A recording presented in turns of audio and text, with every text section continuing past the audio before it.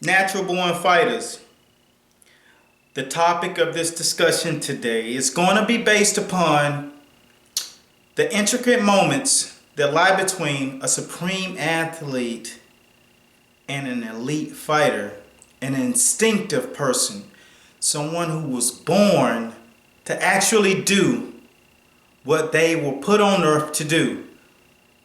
These words were marked by a great James Toney, one of the top middleweights in boxing history, who ventured as far up as heavyweight, beating a John Ruiz, but having a title stripped away because of a doping conflict in his urine after the fight. But needless to say, James Toney was one of the greatest to ever lace him up, and he always quoted, "I was born to fight." So the topic of this one is based upon the natural born fighter. Some of the guys who are chosen to do things are chosen for one reason and one reason only. And that reason is because they were put directly on the right path. Because whether it's their father, whether it's an older sibling, whether it's a mentor, saw this gene inside of that person straight out of the gate. So what do you think this is? Who do you think I'm talking about? The supreme athlete? Or do you think I'm talking about the natural born pugilist fighter? Well, I'm going to go down the list today. And first and foremost, let me introduce myself. I'm Eric Bradley, aka The Fight Doctor. And I thank you guys for watching, and you're watching Master Boxing. And best believe this is where we break the fight world down round by round. And today we're going to cover Manny Pacquiao, Floyd Mayweather, the natural born fighters. I took some notes because I didn't want to miss anything on this, because all of these points are very intricate and mostly important, because a lot of people overlook these things when you get caught into a heated argument. I won't go there, but at the end of the day, what you want to know, I will feed your egos today. So first and foremost, I'm going to cover the split-second decision is the difference between the winner and loser. Have you ever been taught something, whether it's boxing or dancing? When you were learning it, the minute you thought you had it in your mind and the music started or you heard the bell ring, you froze up. Whether it's sparring or you're just in front of a lot of people and that moment hits you. Eminem said it best. You got to lose yourself in the moment. You own it. But if you don't, it's not even a split second. It's a divided fraction of a second. A split, I call it half of a second. But a divided fraction of a second can be 1/100th of a second. Meaning those little small numbers that go behind the 1 second mark. Ali said it best. I hit Sonny Liston with an anchor punch, and it's 4/100th of a second. That's super fast. It's quicker than a blink. A person can release a punch and throw that. So you think about that. That split second that you're trying to set a game plan up and tell your guy to, when he throws the right hand, you slip outside, throw the right hand over the top, or the left hand or the left hook over the top. Yeah, you hear that playing in your head, but the minute you hear that bell, boom, the natural fighter responds instantly because he's already one step ahead of that 1 second. So he's already making the move. They did a segment on sports science with the reaction of a guy, and believe me, I'm non-biased when it comes down to this because I bring the facts to the table, so you guys are left to weigh it in with total non-bias. So they calculated the reason why Floyd Mayweather, that is, was consistently beating guys to the punch. Well, he has an operational function in the neurological section of in the mind, the way his mind operates, responds, reacts. That function of his mind operates, I think, is 1/9 of a second quicker than the typical person, which is usually the guys that are in there thinking because they are athletic, that they are supreme when it comes to intelligence and those neurological responses, which is your brain and posit science. athletic mind is the phrase that I use on a regular basis. So think about this. If you are on a track and you're running in the Olympics and they say, go, that split second that the guy takes off, but not ahead of anybody, but his muscle response takes off, he's already a stride ahead of you. And if you guys run the same pace, that means he's going to beat you just by a hair. That's the same way that you can look at this thing in boxing. It's a fraction of a moment. A fraction of a moment. So your game plan may have worked if you were working with someone that's on a different level. And that was a very valid point. So if you want to, you can stop the video and then clip on later and see the other six. So go 3 minutes into the video and start later, because you need to see and hear all of these points, because they're supremely valid and they will solidify your argument. No matter who you're pulling for, you have to take these things into consideration. And furthermore, I only bring to you what you can use, like I said, whether it's an argument or you just want to up your intelligence and your mindset and your boxing cachet. Natural instinctive ability versus just an athlete. I remember James Toney fought Adrien Broner, and Adrien Broner had dominated and destroyed Thomas Hitman Hearns. You know, Hitman Hearns and Adrien Broner are two athletes.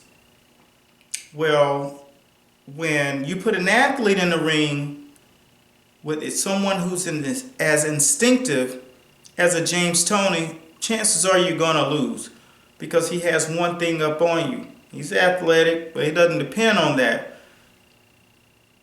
The guy's instinct, his intuition. He's nervous. Guys who are usually instinctive have quick twitch nerve response. So they usually don't get in car wrecks because they're so aware. They have a heightened awareness in there that goes with their persona.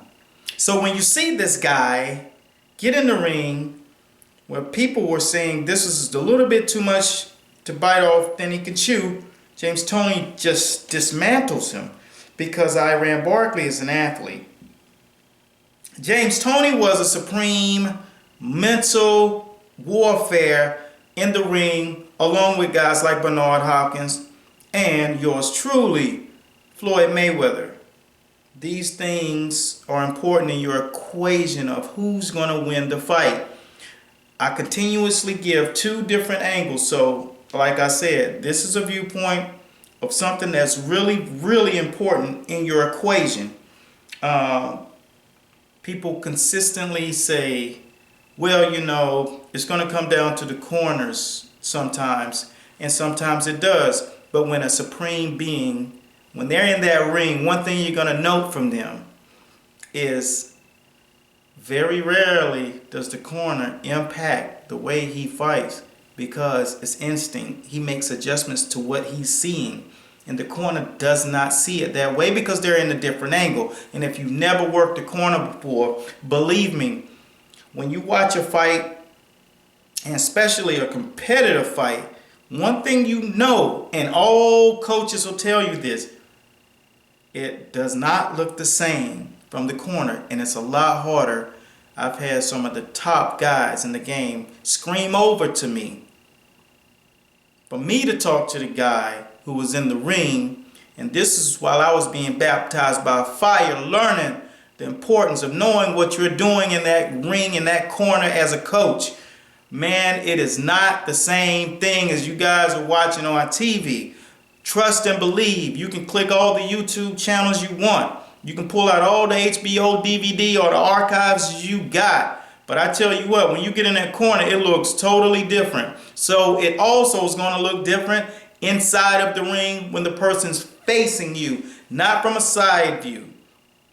That person does not have those type of ocular capabilities. His eyes are not a GoPro camera. They don't just see like a fish bubble covering 180 degrees. This is directly in front of you. So when a guy who has good instinct is in the ring, he can make those adjustments, and the corner is hard for them to see. They're usually seeing exactly what they see on TV. But the difference is in the corner it's more intense and the fight is more even. The punches, the speed, it's hard to deteriorate. It's hard to differentiate which one is faster, which one's hitting harder sometimes. But for the most part, on the average, it's difficult. So you have to have a lot of experience once you take that coach's jacket and put it on your body and call your man a chief second. That's important. So you take that with you. Those things that are happening in the corner, like I said, the instinctive fighter finds his way to win regardless. He hardly uses the corner because he makes the adjustments in that ring.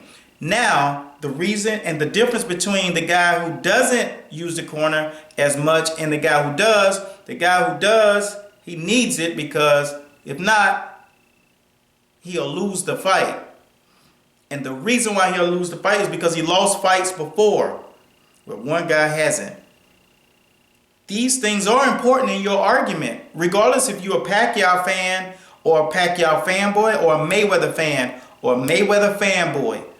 It's important for you to know this, because you can separate bias and emotion and you can lay down the facts, and these are the facts. A guy who's fought that many fights and not lost, it's never just the corner. It has everything to do with the guy. Joe Calzaghe, people can talk junk about him, but he always found a way to win. It wasn't the corner. Rocky Marciano, undefeated. He always found a way to win. Wasn't the corner. The corner has a lot to do with keeping him mentally somewhere in the game. Physically, the swelling down and stuff of that nature. But when it comes down to being in there and extracting that science, that's the guy. And that's the way his brain operates. So we're going to go into the next segment. You can be neutralized where you've never been neutralized before. When a coach makes a game plan, that's why game plans are so overrated, especially in the championship rounds. When you see a guy and you can get him and you can neutralize him, see, guys don't plan for that most of the time. Coaches, they ramp out all this stuff they're going to do. I've heard and I've listened to coaches, and they're going to do this, they're going to do that. If you go back to when Floyd Mayweather Sr. said he was going to destroy Manny Pacquiao when he had Ricky Hatton, I knew that case to be different, but why didn't he? Because sometimes coaches get caught up and they are truly believing the Kool-Aid that they're making tastes like chicken. If that analogy sinks in, because basically they start to believe their own crap. And crap it is, because you don't know where that fighter is mentally. But when you have a pugilist, he goes out there and he executes whatever the game plan being inside of his head. What you've told him, he's going to extract from that. He's going to pull from that, like in a grocery bag, in a grocery cart. He's going to take out of the bag what he wants to eat. And he's going to use it when it's time. And that's why some of these fighters are so unique and hard to beat, like Bernard Hopkins, Keith Thurman. He has a repertoire and he has an entree of options when he's in the ring, and he can pull from those things, and it makes all the difference in the world. Coaches, listen to me now.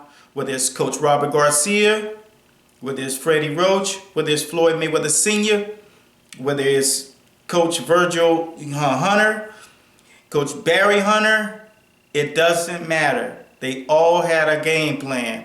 The best coach will always be ready to allow the fighter to take control in that ring, where it would offer the basis of what he feels is comfortable and what will work.